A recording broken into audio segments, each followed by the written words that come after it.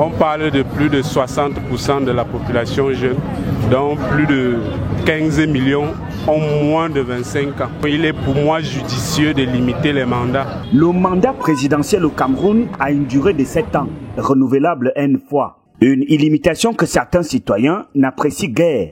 La limitation de mandat est quelque chose de responsable et quelque chose de bien. Parce que dans les pays sérieux, on dit au trop 2 mandats. Quand vous faites un mandat de 5 ans, après vous faites encore 5 ans, à 70 ans vous partez. Pour d'autres, le Cameroun a tous les problèmes, mais pas celui-là. Je ne crois pas qu'il y a un problème. Prenez le Vatican par exemple. Un pape qui meurt à 100 ans, il a tous ses sens. À tout moment, est-ce que les chrétiens se sont plaints du Vatican? Ce n'est pas un problème d'âge qui pose problème au Cameroun.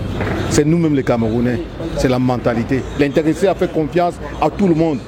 À la base, les gens ont déçu. C'est ça le véritable problème. On n'a pas besoin de limiter un mandat. Limiter les mandats présidentiels serait de faire entorse à la liberté de chaque citoyen de choisir son président, quelle que soit sa durée à la tête de l'État. Mais des critiques fusent aussi sur l'âge du président de la République ou encore l'âge d'un candidat à une élection présidentielle au Cameroun.